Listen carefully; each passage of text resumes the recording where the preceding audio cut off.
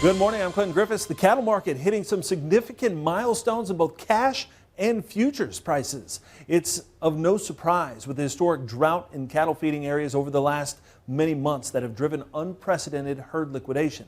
AgDay's Michelle Rook joins us with a look at the current price levels and where the market may be headed. Clinton, cash cattle prices hit a record high last week of $173.10 for the 5-area weighted average steer, which exceeded the high set in 2014. Then this week, April live cattle futures also took out the 2014 high on a continuation chart and posted an all-time high. Now, sources tell me they expect the cash market to strengthen further this week. That could continue to pull the futures into record territory, which is typical of a strong bull market. The cash record was likely with historically tight numbers in drought areas, but it came earlier than anticipated. A tough winter in the north resulted in a supply hole with yearlings pulled ahead and lower weights, making feedlots super current. Experts say this bull market is much stronger, though, than in 2014 and could last longer.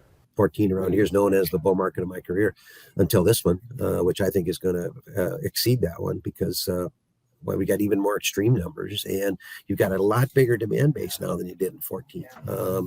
As long as something doesn't happen to mess up the demand thing, you know, and then of course I'm talking about an international event. But just how high could prices go since the cattle inventory isn't even into the tightest numbers in the cycle yet? If we can take the cash market to the mid 180s on this run, which I think it looks like we're going to, I do appreciate your point about the tightness of supply is not even here yet. The way I would read the tea leaves here, the supply of cattle the first quarter of next year is much tighter than now. I'm making the assumption that there'll be enough moisture that will have heifer retention. So yeah, it could get pretty crazy. The key will be how fast the herd rebounds, which will be indicated by that heifer retention, because in 2014 the cycle was shorter than historical cycles because of the rapid expansion in the cattle herd.